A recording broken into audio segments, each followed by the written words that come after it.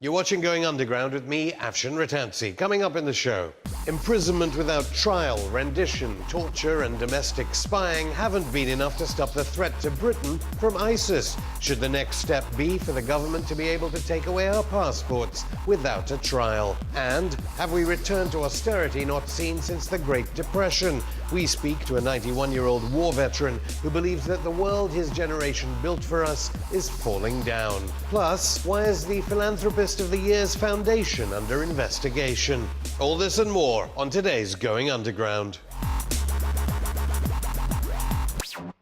Even before President Obama's speech on Wednesday, our government was debating the confiscation of passports from UK subjects in our battle with ISIS.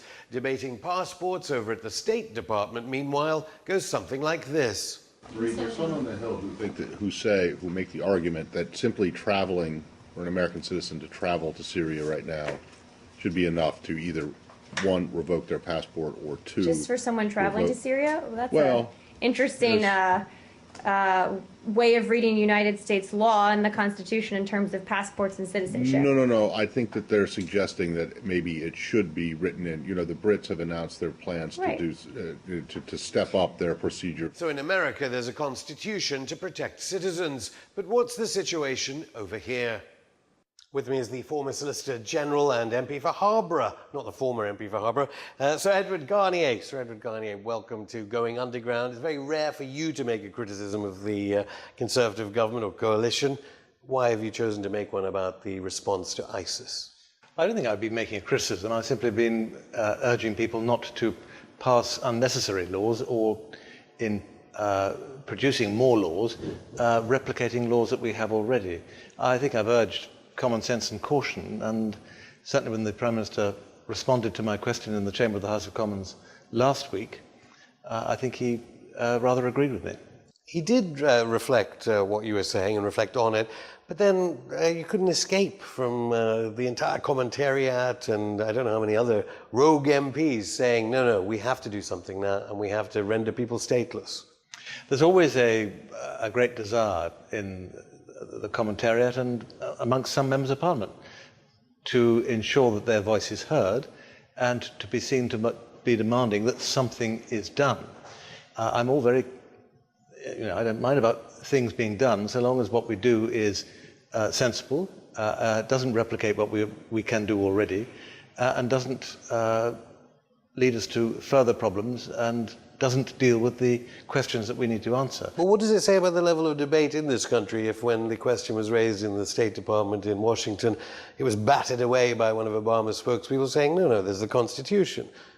In a way, you were saying it here, there's our legal obligations under conventions that Britain has signed. Why don't we have that level of political debate here? We don't have the same sort of spokespeople as the American system does. We have a lobby system, and lobby journalists who are accredited to the Parliamentary lobby system or the number 10 lobby system go to private off-the-record briefings in number 10, whereas in the United States they stand out there in front of the cameras and they get asked questions directly and they answer them directly. It may well be, we don't know. I'm not a member of the number 10 staff, nor am I a lobby journalist. We don't know whether the people back in number 10 in responding to such questions answered as directly as the American person did. But there's absolutely no doubt that we cannot remove British citizenship from people who are only British.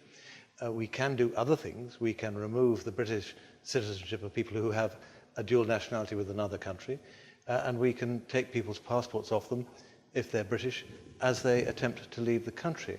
But removing the passport is not removing someone's citizenship. You can't destroy someone's nationality by taking away their passport.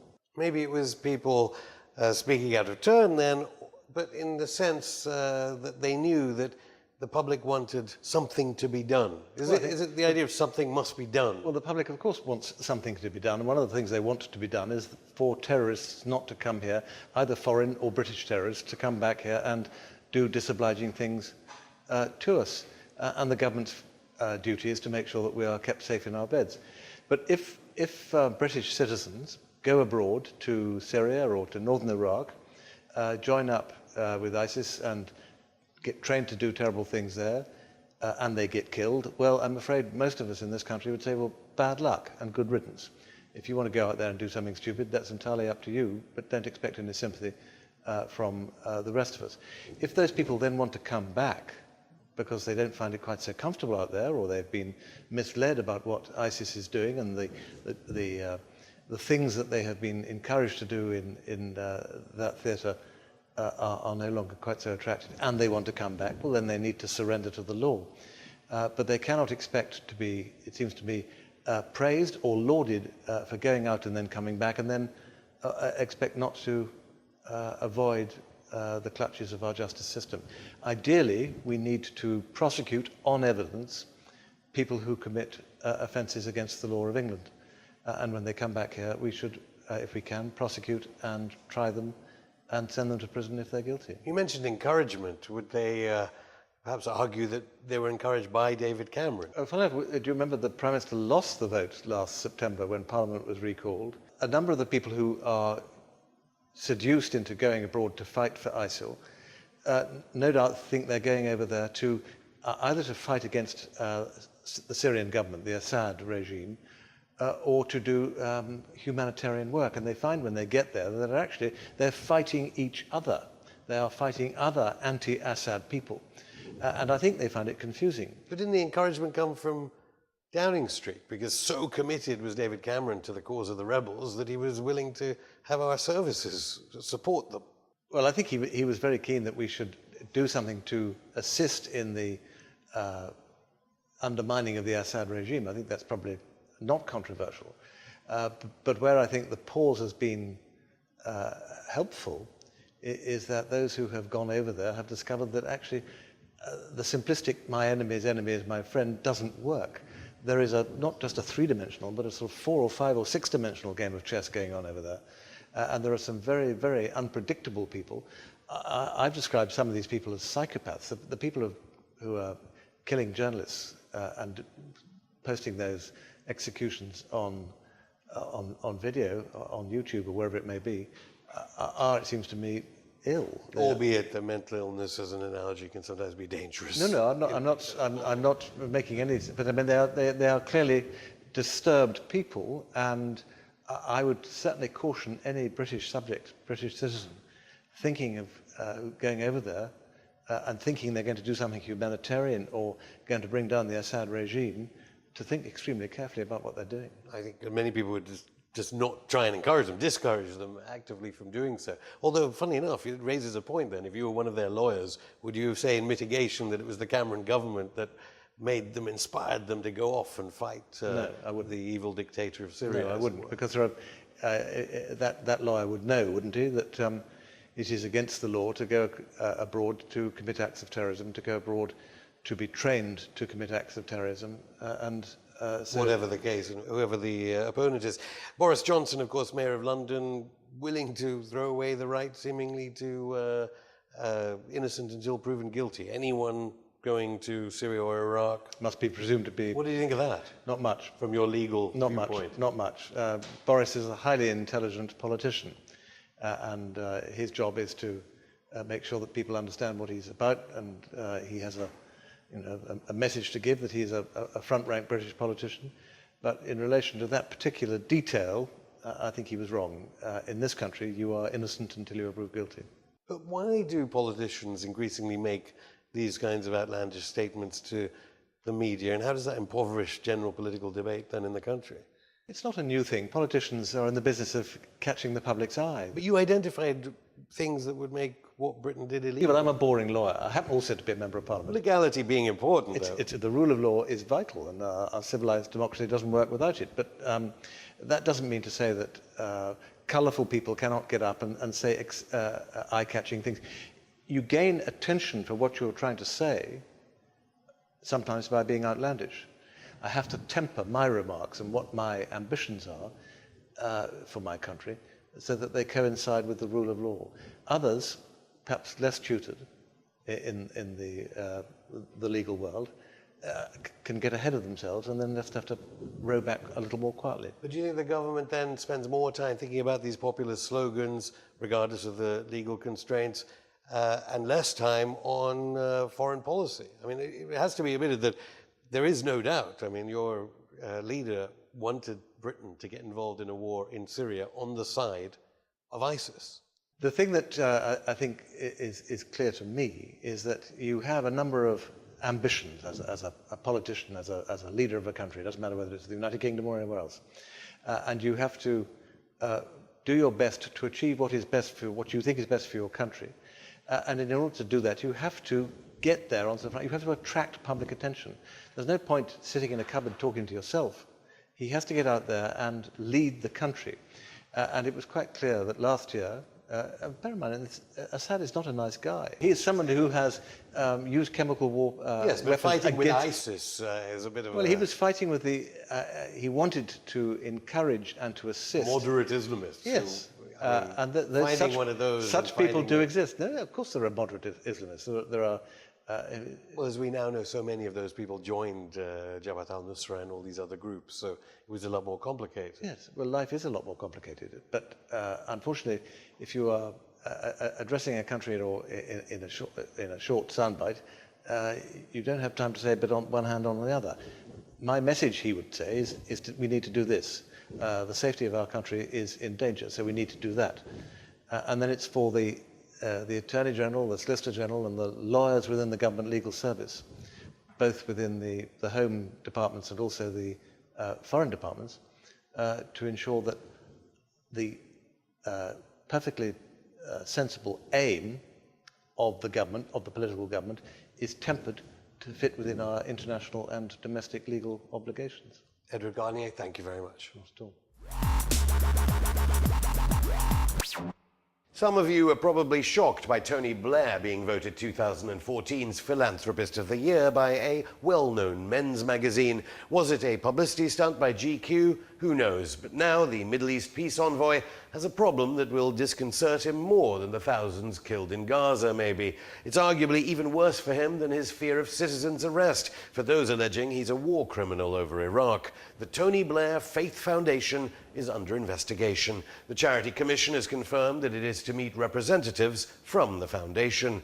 This comes after a former employee said the foundation spent an inordinate amount of time seemingly protecting the former Prime Minister's image. Somehow the Charity Commission, which is run by a former BBC manager, is keen to stress that no regulatory issues have been identified. If the foundation is ever found to just be a PR spin machine for Tony Blair, maybe he can just get Alistair Campbell back to help him out. After all, he did such a good job selling Blair's interventions around the globe. Coming up in part 2 of Going Underground, is there a recovery? We see Britain through the eyes of a World War II veteran who compares today's austerity with the Great Depression of the 1930s. And who got paid handsomely to ruin your holiday if you were lucky enough to book one, or because you didn't have a passport to go to the beach. All this and more after a short break.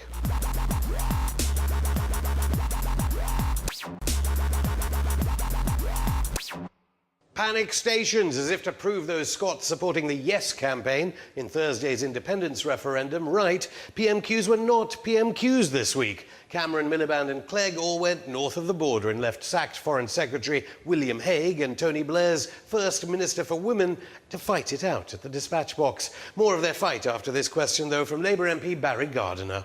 At the end of last month, my constituent, Mr. Krishna Upadhyaya, was disappeared in Qatar. He had been arrested by the Secret Service there because he was investigating the human rights abuses of workers who were working to build the infrastructure for the 22 World Cup. And I thank the Foreign Office for their help in securing his release. But what action will he take to speak to the ambassador of Qatar about the disgrace of arresting him in the first place and about the treatment of those who are preparing those facilities? Not sure whether you saw former Foreign Secretary Jack Straw, an ally of Qatar, shuffling his papers behind him. Anyway, what could Haig have to say about Qatar, which has been alleged to be backing ISIS in Iraq and Syria? I know that the Embassy and the Foreign Office will want to follow up these matters. That is for my successor, the Foreign Secretary, to determine. Good get out, Mr. Haig, since you used to hang out with the Prime Minister of Qatar when you were the Foreign Secretary backing ISIS in Syria with these people. Haig wasn't much better when he answered this question from an MP from the north of Ireland. The Transatlantic Trade and Investment Partnership leaves the health service vulnerable to some of the worst possible outcomes of this government's privatisation programme. Private investors will be able to hold the government and devolved administrations through the Investor-State Dispute Settlement Tribunal. In that respect, how can the Leader of the House guarantee that the health service, including the health services in the devolved administrations, will be exempt from TTIP? Haig supports TTIP, so he pushed the urgent NHS question away. But what about the real battle of ideas at the dispatch box this week? We want Scotland to stay. I do agree with the Right Honourable Lady. I thank the Right Honourable Member for the words that he said. The great strength of the United Kingdom is that it is not a rigid union. We want the UK to stick together in the cause of social justice. Well, the Right Honourable Lady makes a powerful point about solidarity. We must stay as family, not become foreigners to each other. The Right Honourable Lady puts it extremely well. Very well indeed. This week, the head of the TUC compared the government's attitude to the country to something out of Downton Abbey. One critic of television dramas like Downton is a 91-year-old veteran of World War II who grew up in the Great Depression. A question he asks repeatedly in a new book is whether Labour and Tory politicians have simply forgotten our country's history.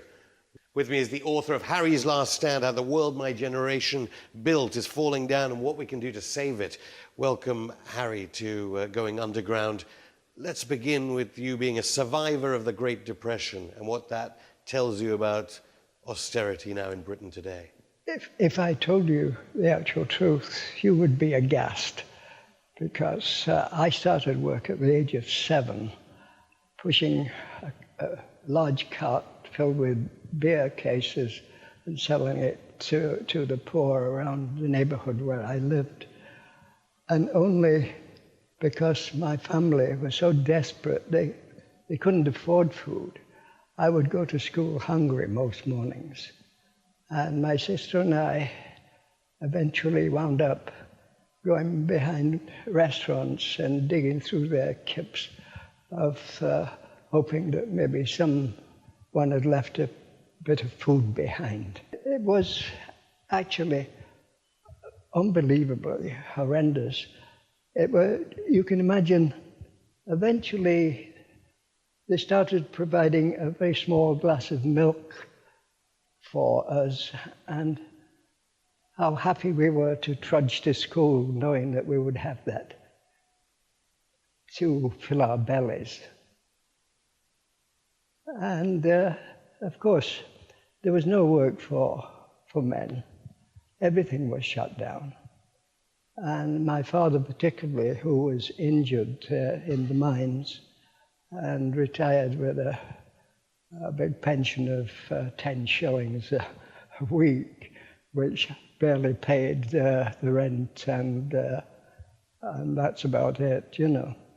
So But you compare that and the conditions then with the conditions now. You're saying Yes. that Well, what you fought for in the Second World War, it's that austerity coming back. I feel it heading that way, because the government seem to feel that austerity is the only way to resurrect a good standard of living. And it certainly isn't, because it's just making more and more poor people. But it's frightening, actually, and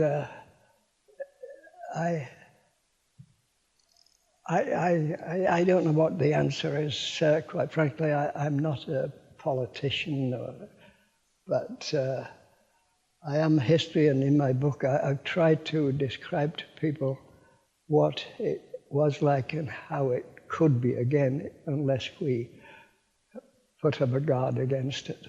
There's a 10% in the country today, in our countries today, who are not concerned about, say, the masses. It's a reverted pyramid, actually, the top leading down to the very bottom of this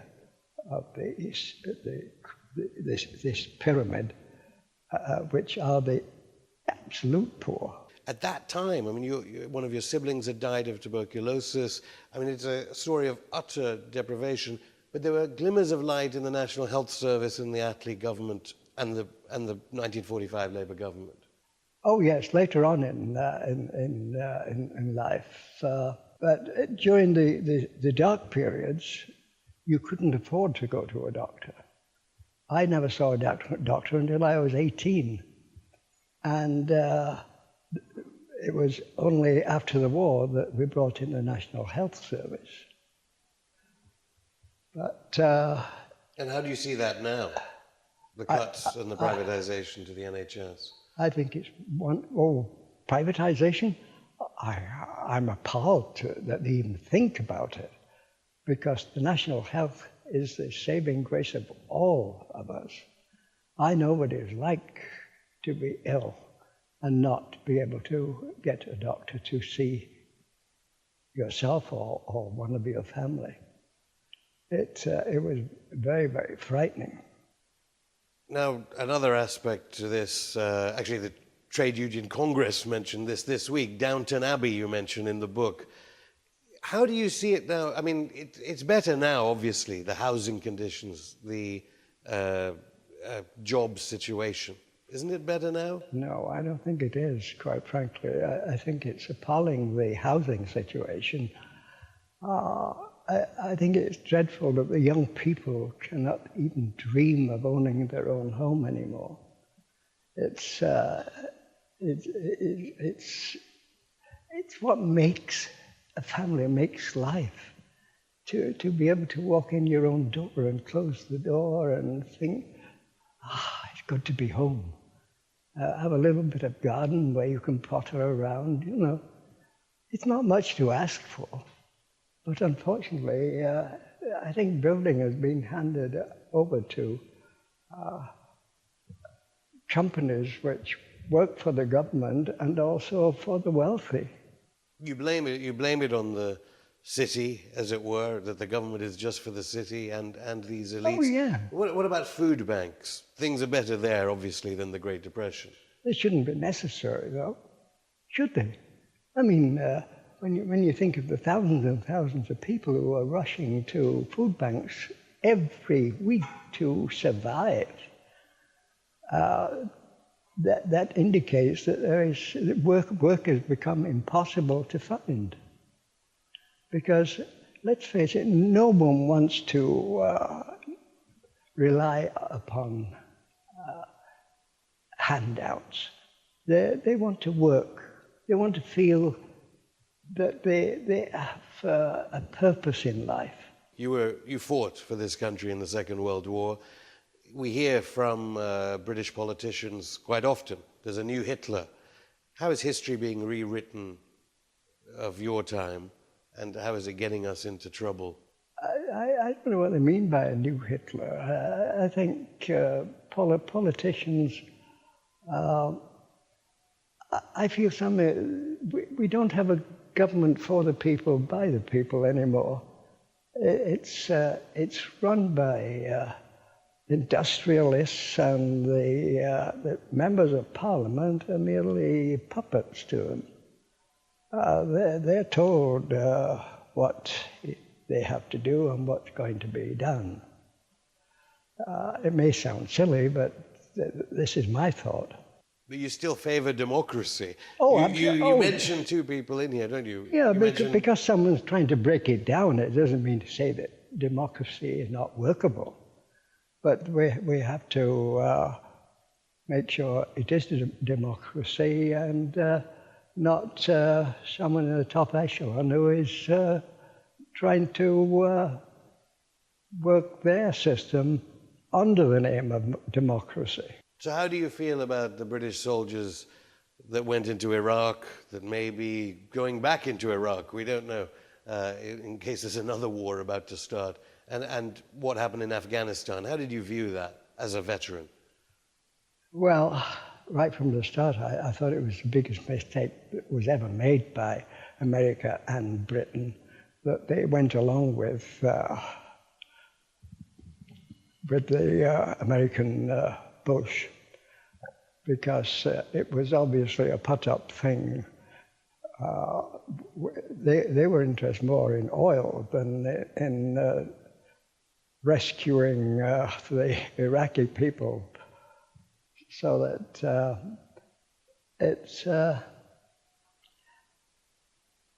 every move that's been made in the last few years seems to be for wealth, for oil, for